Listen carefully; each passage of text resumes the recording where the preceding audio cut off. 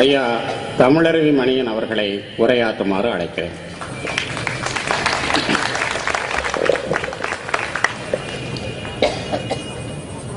அன்பு தலைவர் உள்ளிட்ட அனைவரையும் முதலில் வணங்கி மகிழ்கிறேன். நான் நீண்ட நேரம் உரை நிகழ்த்தப் போவதில்லை. வெறும் 10 நிமிடங்களில் நான் சொல்ல விரும்புகிற கருத்துக்களை சொல்லிவிட முனைகிறேன். காரணம், இதுபோன்ற கூட்டங்கள் ஏராளமாக இந்த மண்ணில் நடத்தியாகிவிட்டது. அதனால் எந்த உருப்படியான விளைவும் இதுவரையில் வந்து சேரவில்லை. கூட்டத்தில் கூடி நின்று கூவி பிதற்றலன்றி நாட்டத்தில் கொள்ளாரடி கிளியே நாளில் மறப்பாரடி என்றான் பாரதி. அதைத்தான் தமிழகம் செய்து கொண்டிருக்கிறது. எனவே இதுபோன்ற கூட்டங்களின் மூலமாக எதை செய்ய போகிறீர்கள்? ஒரு பிரபாகரன் செய்திருப்பதுதான் இன்றைக்கு செயற்கரிய செயல். இன்றைக்கு உலகத்தின் பார்வையில் அத்தனை மனித உரிமை மீறலையும் ஆவணப்படுத்தி இருக்கிறானே, அது முக்கியம். பேசிக் கொண்டிருப்பதனாலே ஒரு பயனும் இல்லை, ஆவணப்படுத்தி இருக்கிறான். சர்வதேச நீதிமன்றத்தில் குற்றவாளி கூண்டில் ராஜபக்சேவையும் ராஜபக்சேவின் கூட்டாளிகளையும் நிறுத்துவதற்கான அடித்தளத்தை அவன் அமைத்துக் கொடுத்திருக்கிறான். இந்த புத்தகம் எல்லா இடங்களிலும் சென்று சேர வேண்டும். நான் உங்களிடம் அன்போடு வேண்டுகிறேன். 300க்கும் மேற்பட்ட படங்கள் அதிலே இருக்கின்றன. ஒரு படத்தை பார்த்துவிட்டு நம்மால் உறங்க முடியுமா? அப்படி உறங்கினால் நாம் தமிழன் தானா? தமிழனாக இருக்க வேண்டும் என்றில்லை, மனிதனாக இருக்க வேண்டும் என்றாலே முதலில் ஒருவனுடைய துயரத்தை சோகத்தை பார்க்கிற பொழுது நெஞ்சு துடிக்காதா? எனவே நாம் இதுவரையில் மனிதர்களாக கூட இருக்க மறந்துவிட்டோம். அதற்கு பிறகுதானே தமிழர்களாக எழுந்து நிற்பது. இந்த மேடையில் இருக்கக்கூடியவர்களை வைத்துக் கொண்டு உங்களிடம் சுருக்கமாக 2 செய்திகளை நான் சொல்கிறேன். ஒன்று, சாதி ரீதியாக தமிழன் பிரிந்திருக்கிறான், மத ரீதியாக தமிழன் பிரிந்திருக்கிறான், எல்லாவற்றையும் விட கேவலமாக கட்சி ரீதியாக தமிழன் பிரிந்திருக்கிறான். நான் உங்களிடம் மன்றாடி கேட்கிறேன், உண்மையிலேயே நீங்கள் போலித்தனம் இல்லாத தமிழர் தலைவர்கள் என்றால், நீங்கள் இந்த தமிழ் ஈழத்தை பெறுவதற்கு இந்திய அரசை எல்லா வகையிலும் நிர்பந்திக்கக்கூடிய சூழலை தமிழ் மண்ணில் உருவாக்க வேண்டும் என்று உண்மையில் நீங்கள் நினைத்தால் என்ன செய்ய வேண்டும் தெரியுமா? திராவிட முன்னேற்ற கழகம், காங்கிரஸ் இரண்டும் ஒரு இடத்தில் தனியாக கூட்டணி அமைத்து நிற்க வேண்டும். அந்த இடத்தில் இருப்பவர்கள் அங்கிருந்து வேடுபட்டு இங்கே வர வேண்டும். நான் வேல்முருகன் சார்பாக மருத்துவர் ராமதாசுக்கு வேண்டுகோள் வைக்கிறேன். தமிழருவி மணியனாக அல்ல, ஒரு சாதாரண இன உணர்வுள்ள தமிழனாக கேட்கிறேன். நீங்கள் ஈழத்திற்காக குரல் கொடுப்பீர்கள், தமிழர் சமுதாயம் அங்கே தமிழ் இடத்தை பெற வேண்டும் என்பதற்காக குரல் கொடுப்பீர்கள். ஆனால் ஒரு 10 இடங்களில் நீங்கள் சட்டமன்றத்திற்கு செல்ல வேண்டும் என்பதற்காக கருணாநிதியின் கரத்தை பிடித்துக் கொண்டு நிற்க முயல்வீர்கள் என்றால் என்ன உங்களுடைய தமிழர் வாழ்வு?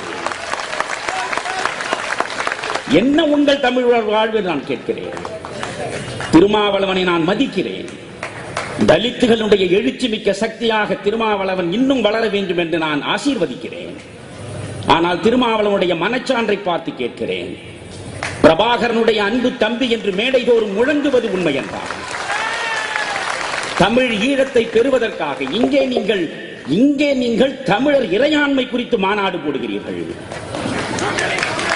தமிழர் இறையாண்மை குறித்து மாநாடு போடுகிற நீங்கள் காங்கிரசின் பக்கத்திலே கைகோர்த்து நின்றபடி எந்த இறையாண்மையை காக்க புறப்பட்டிருக்கிறீர்கள்?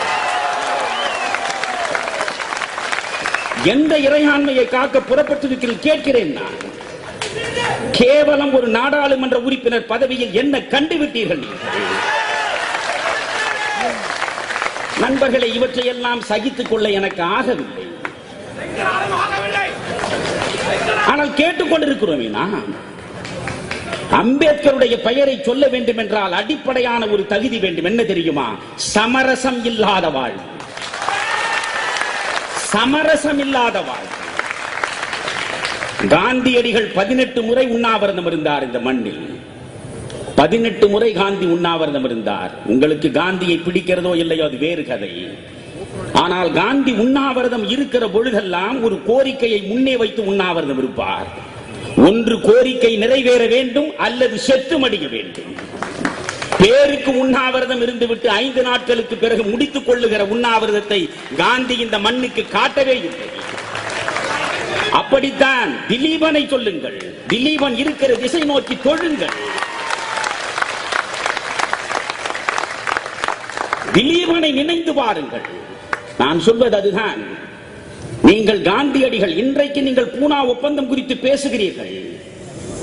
தலித்துகளுக்கு விரோதியாக மகாத்மா காந்தியை காட்டுவதற்கு முனைகிற ஒவ்வொரு தலித்து தலைவரும் பூனா ஒப்பந்தம் பற்றி பேசுவார்கள். அம்பேத்கர் 2வது வட்டமேசை மாநாட்டில் மிகப்பெரிய அளவுக்கு முயற்சியை எடுத்து அங்கே இருந்த பிரதமர் ராம்சே மெக்டொனால்டை தன் பக்கம் இழுத்து இங்கே உள்ள தலித்துகளுக்கு தனி தொகுதியை பெற்று வெற்றியை அவர் அடைந்த சூழலில் அதை கெடுப்பதற்காக காந்தி பூனாவிலே எரவாடா சிறையில் உண்ணாவிரதம் இருக்கிற பொழுது அவருடைய உயிர் ஊசலாடுகிறது. காந்தியை பொறுத்தவரையில் ஒன்றவர் கோரிக்கை நிறைவேண்டும் அல்லது அவர் சாக வேண்டும். தள்ளாத வயதில் உயிர் ஊசலாடுகிறது. ராஜாஜி ஓடுகிறார். நண்பர்களே, இந்தியாவிலே இருக்கிற அனைத்து தலைவர்களும் தலித்து தலைவர்கள் உட்பட காந்தியிடமும் அம்பேத்கரிடமும் மாறி மாறி பேசுகிறார்கள். கடைசியில் அம்பேத்கர் என்ன செய்தார் யோசித்து பாருங்கள். காந்தி செத்தாலும் தன்னுடைய கொள்கையிலிருந்து விடுபடுவதற்கு அம்பேத்கர் தயாராக இல்லை. ஆனால் காந்தி சாவை தருவினாலும் அந்த கோரிக்கையிலே இருந்து விடுபடுவதாக இல்லை. 2 பக்கமும் 2 பேரும் அப்படி நின்றார்கள். பிறகு கடைசியில் அம்பேத்கர் கொஞ்சம் இறங்கி வந்தார். எதற்காக தெரியுமா? காந்தி என்கிற மனிதனின் உயிரை காப்பாற்ற வேண்டும் என்பதற்காக அல்ல.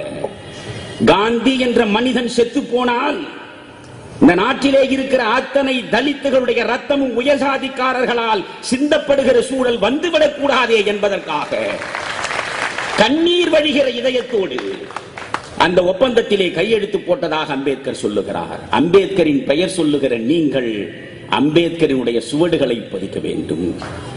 அம்பேத்கர் காந்தியோட சமரசம் செய்யவில்லையே. மகாத்மா காந்தியோட அம்பேத்கர் சமரசம் செய்யவில்லை. நீங்கள் சோனியா காந்தியோட சமரசம் செய்து கொள்கிறீர்களே. பிறகு உங்களுக்கு எதற்கு அம்பேத்கர் படம் என்று கேட்கிறேன்.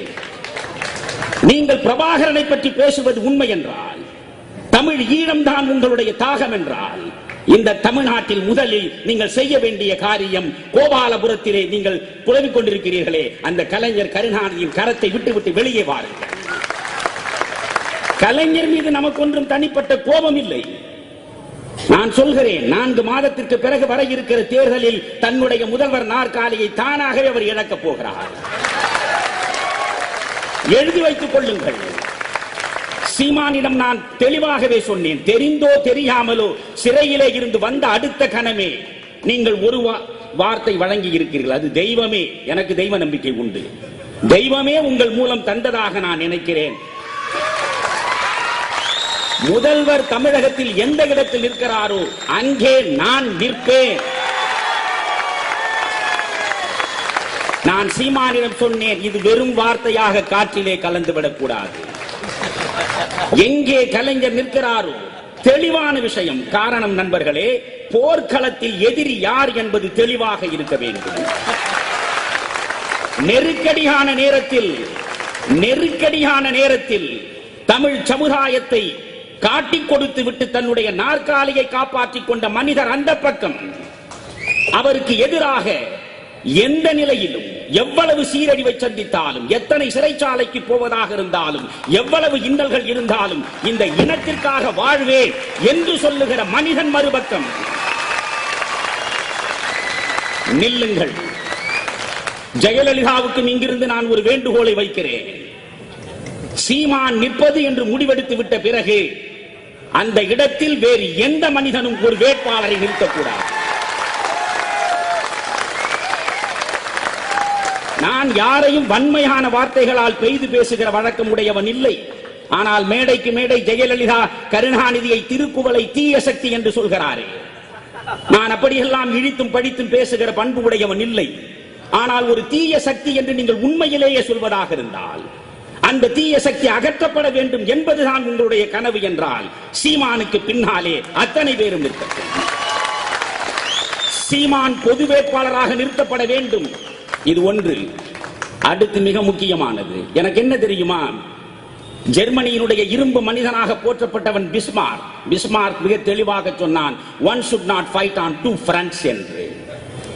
ஒரே நேரத்தில் 2 எல்லைகளில் நின்று போரிடக்கூடாது என்றான். நாம் ஒரே நேரத்தில் ஒரே பார்வையை ஒரு பக்கம் தான் செலுத்த வேண்டும். அது நான் வேண்டிக் கொள்கிறேன். நான் கடவுளை எல்லாம் வேண்டுகிறேன், எந்த காரணம் கொண்டும் காங்கிரஸ் திமுகவை விட்டு வந்துவிடக் கூடாது என்று.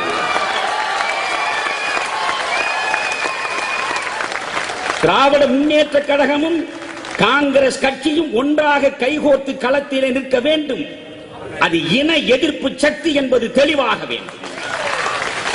அதற்கு எதிராக அனைத்து கட்சிகளும் நின்றால்தான் நீங்கள் தமிழர் குறித்து பேசுவதற்கான அடிப்படை தகுதி உள்ளவர்கள் என்று நான் சொல்லுவேன். நீங்கள் மேடையிலே நின்று கொண்டு ஈழத்தமிழனுக்காக பேசுவது, ஆனால் சோனியா காந்தியின் பக்கத்திலே போய் நின்று சாமரம் வீசுவது என்றால் வேல்முருகன் இனியாவது போய் டாக்டர் ராமதாசுக்கு சொல்ல வேண்டும்.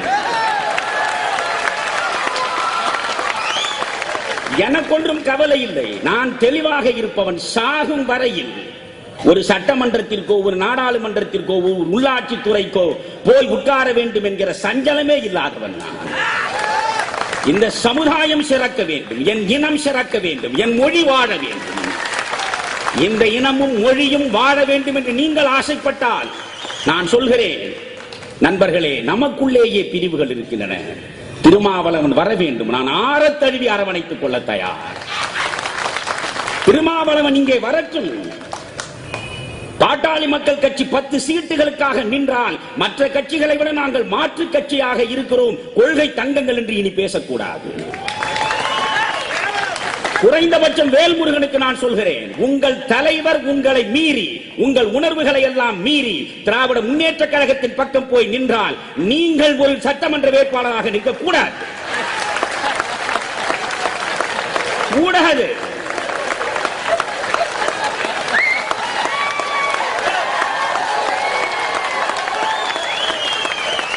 பிறகு என்ன? பிறகு என்ன? ஆளுக்கு ஒரு பேச்சு பேசுவதற்கு என்ன கோமாளி மேடையா? எனவே நான் நிறைவாக சொல்கிறேன், ராமதாஸ் அவர்களே, உங்கள் தாள் பணிந்து கேட்கிறேன். எவன் தாளையும் நான் பணிந்து பழக்கம் கிடையாது எனக்கு, என் பெற்றவர்கள் தாளை தவிர. என் அம்மாவை தவிர உலகத்தில் யாரையும் அம்மா என்று சொல்லி எனக்கு பழக்கமே கிடையாது. நான் ஐயா என்று அனைவரையும் சொல்லுவேன். நான் ஒரு முறை மூப்பனார் கேட்டார், நீங்கள் எல்லாரையும் ஐயா என்று சொல்லுவீர்களா? ஆம். உங்களை மட்டும் நான் ஐயா என்று சொல்வதில்லை ஐயா. சார் என்பது தமிழில் ஐயா என்று பொருள். நான் கடலை விற்பவனையும் ஐயா என்று சொல்லுவேன், சுண்டல் விற்பவனையும் ஐயா என்று சொல்லுவேன், உங்களையும் ஐயா என்று சொல்லுவேன் என்று நேரிலே சொன்னவன் நான். எனக்கு கவலை இல்லை, எந்த எதிர்பார்ப்புக்காகவும் களத்திலே நான் நிற்கவில்லை. அதனால் சொல்கிறேன், நான் இப்பொழுது இந்த இனத்துக்காக தாழ் பணிந்து கேட்கிறேன். ராமதாஸ் அவர்களே, உங்களுக்கு 10 சீட்டு முக்கியமா அல்லது இந்த இனத்தினுடைய மான உணர்வு காக்க வேண்டும் என்கிற கடமை முக்கியமா? முக்கியம் என்றால் இங்கே வாருங்கள். ஜெயலலிதாவுக்கும் சேர்த்து சொல்கிறேன், ஜெயலலிதா திராவிட முன்னேற்ற கழக ஆட்சியை ஒழித்துவிட்டு அனைவருடைய ஆதரவின் பேரிலும் அங்கே வந்து உட்காருவது மட்டும் எங்கள் நோக்கம் இல்லை. நான் இந்த நாற்காலியில் வந்து உட்கார்ந்தால் கருணாநிதி எந்த சமூக கடமையை செய்ய தவறினாரோ அந்த கடமையை நான் செய்வேன் என்று ஜெயலலிதா சத்தியம் செய்ய வேண்டும். தமிழ் ஈழம் கிடைப்பதற்கான அத்தனை சாத்திய கூறுகளையும் இங்கே இருந்தபடி மத்திய அரசின் மூலமாக நிர்பந்தித்து அதற்கான பணிகளை நான் முனைப்போடு செய்வேன் என்று சத்தியம் செய்ய வேண்டும் ஜெயலலிதா. இல்லை என்றால் காட்சி மாறும், ஆட்சி மாறாது. என்ன நடக்கும்? திராவிட முன்னேற்ற கழகம் ஆட்சி நாற்காலியில் இருந்தால் கலைஞருடைய குடும்பம் பிழைக்கும். ஜெயலலிதா ஆட்சி நாற்காலியில் வந்தமர்ந்தால் சசிகலாவின் குடும்பம் சுரண்டும். இரண்டுக்கும் நடுவில் நட்டப்படுபவன் யார்? நாம் தானே நண்பர்களே. ஆனால் இந்த முறை சீமானும் நானும் பேசுகிற பொழுது கூட தெளிவாக சீமான் சொன்னார், நான் அதை வழிமொழிந்தேன். யார் வர வேண்டும் என்பது இந்த தேர்தலில் முக்கியம் இல்லை, யார் இருக்கக்கூடாது என்பதுதான் இந்த தேர்தலில் முக்கியம். சென்ற இதழில் சீமான் எழுதின கட்டுரையை படித்துவிட்டு உடனடியாக தொலைபேசியில் தொடர்பு கொண்டேன். என்ன கட்டுரை அது? அது கடைசியில் முடிக்கிறது அழகு. அதைவிட முக்கியம், ஜெயலலிதாவை நான் ஆதரிப்பேன். ஜெயலலிதா எனக்கு கோடிக்கணக்கில் பெட்டி பெட்டியாக கொண்டு வந்து கொடுத்தார் என்று எவன் கலங்கம் சுமத்தினாலும் கவலை இல்லை. இந்த கலைஞரையும் காங்கிரசையும் வீழ்த்துவதற்காக நான் ஆதரிப்பேன். அதே நேரத்தில் இந்த ஜெயலலிதாவின் ஆட்சியிலும் சிறையிலே இருக்க போகின்றவன் சீமான் தான் என்ற புரிதல் அந்த மனிதனுக்கு இருக்கிறது என்றால் நோக்கத்தில் கொஞ்சம் கூட தடுமாற்றம் இல்லை என்பதுதான். எனவே நான் நிறைவாக சொல்கிறேன், என்ன செய்யலாம் என்று கேட்டீர்கள். என்ன செய்யலாம் என்று ஒவ்வொருவரும் சொல்லுவீர்கள் என்று நான் நினைத்தேன். என்ன செய்யலாம் என்பதை தவிர என்னென்னவோ செய்து கொண்டிருக்கிறோம். நான் என்ன செய்யலாம் என்பதை 2 நிமிடத்தில் சொல்லிவிட்டு உட்காருகிறேன். ஒன்று, எங்கெல்லாம் திராவிட முன்னேற்ற கழகமும் காங்கிரசும் சேர்ந்து கூட்டணி அமைக்க வேண்டும். அப்படி அது கூட்டணி அமைத்து நிற்கிற இடத்தில் நாம் தெரு தெருவாக மேடை போட்டெல்லாம் பேச வேண்டிய அவசியம் இல்லை. பேச வேண்டிய அவசியமே இல்லை. மேடை பேச்சுக்கு எந்த மரியாதையும் இல்லை நண்பர்களே. பேச வேண்டியதில்லை. நாம் அனைவரும் பேச வேண்டியதற்கு மாறாக பிரபாகரன் நம்மிடம் ஒரு ஆயுதத்தை கொடுத்திருக்கிறார். இந்த 300க்கும் மேற்பட்ட படங்களில் பார்த்தாலே இருதயத்தை கிழித்து குருதி வெள்ளம் வெளியே வருகிறார் போல் இருக்கிற ஒரு 30 படங்களை தேர்ந்தெடுப்போம். அந்த 30 படங்களை ஒன்றாக சேர்த்து இலவசமாக ஒரு தொகுதியில், ஒரு சட்டமன்ற தொகுதியில் 1,00,000 பேரிடம் வீடு வீடாக சென்று கொடுத்து பாருங்கள். நகரத்திலே இருக்கக்கூடிய தமிழன் மனசாட்சியை விற்றவன், நகரத்திலே இருக்கக்கூடிய தமிழன் நுகர்பொருள் கலாச்சாரத்திற்கு அடிமையாகி போனவன். ஆனால் கிராமத்திலே உள்ளவன் இருதயத்தில் இன்னமும் ஈரம் இருக்கிறது. ஈரம் இருக்கிற அந்த கிராமத்து தமிழனிடம் நீங்கள் சென்று சேர்க்கவில்லை. எனவே நாம் செய்வோம். அண்ணா திராவிட முன்னேற்ற கழகத்தில் ஒரு வேட்பாளர் நிற்கிறாரா, அவரிடம் போவோம். நண்பரே, நீங்கள் கோடி கோடியாக கொட்ட வேண்டியதில்லை. அவர்கள் எங்கெங்கு எப்படி சம்பாதித்தார்களோ அவை அனைத்தையும் கொண்டு வந்து கொட்டட்டும். நீங்கள் ஒன்று செய்யுங்கள், 1,00,000 இந்த இலவசமாக இந்த படங்களை மட்டும் அச்சிட்டு கொடுங்கள். நாங்கள் இன வெறுப்பை உருவாக்கவில்லை. ஒரு இனத்திற்கும் இன்னொரு இனத்திற்கும் எதிராக வெறுப்பை விதைத்தால் தான் குற்றம். ஒரு மொழிக்கும் இன்னொரு மொழிக்கும் இடையே ஒரு வேறுபாட்டை உருவாக்கினால்தான் குற்றம். ஒரு சாதிக்கும் இன்னொரு சாதிக்கும் இடையிலே பிரச்சனைகளை உருவாக்கினால்தான் குற்றம் தேர்தல் களத்தில். ஆனால் என்னுடைய இனம் விழுந்து கிடக்கிறது. என் இனம் ஒரு இடத்திலே அழிந்தது. அந்த அழிவை கொண்டு போய் மக்களிடம் காட்டுவதில் தேர்தல் எந்த சட்டமீறலும் கிடையாது, எந்த விதிமீறலும் கிடையாது. இதை நாம் செய்ய வேண்டும். ஒன்று. இரண்டாவது முக்கியமானது, இதை சொல்லி நான் விடைபெறுகிறேன். மீண்டும் மீண்டும் நான் பார்த்து கொண்டே இருக்கிறேன் மௌன பார்வையாளனாக. சின்ன கடை சந்திலும் ஒத்த கடை வீதியிலும் தான் நாம் பேசிக் கொண்டிருக்கிறோம். இதனால் என்ன பயன்? நீங்கள் வடபுலத்திலே இருக்கக்கூடியவர்கள் எந்த தலைவனுக்காவது இந்த தமிழ் ஈழம் குறித்து தெளிவான ஒரு பார்வை உண்டா? தெளிவான ஒரு பார்வை வடபுலத்திலே உள்ளவர்களுக்கு உண்டா? நான் எதையும் வெளிப்படையாக சொல்கிறேன். ஒன்று, நாளைக்கே நீங்கள் தனி தமிழ்நாடு வாங்கிவிட போகிறீர்களா? எல்லாரும் முத்துக்குமார் ஆகிவிட முடியுமா? தனி தமிழ்நாடு நாம் வாங்க போவதில்லை. நாம் 1000 தமிழ் தேசியம் பேசிக் கொண்டிருக்கலாம். இந்த தமிழ்நாட்டிலே இருக்கக்கூடிய 6.5 கோடி தமிழர்களில் ராஜபக்சே வருகிற பொழுது ரத்தன கம்பள விரிப்பை நடத்தி வரவேற்பு கொடுத்து விருந்துண்ண செய்த நிலையில், காமன்வெல்த் விளையாட்டு நடக்கிற பொழுது சிறப்பு விருந்தினராக வரவழைத்த நிலையில், இந்த தமிழ்நாட்டிலே இருந்த 6.5 கோடி தமிழனும் எங்கே போய் தொலைந்தான்? மாநாட மயிலாடவில் மனமகிழ்ந்து கிடந்தான், தொலைக்காட்சியிலே தொலைந்தான்.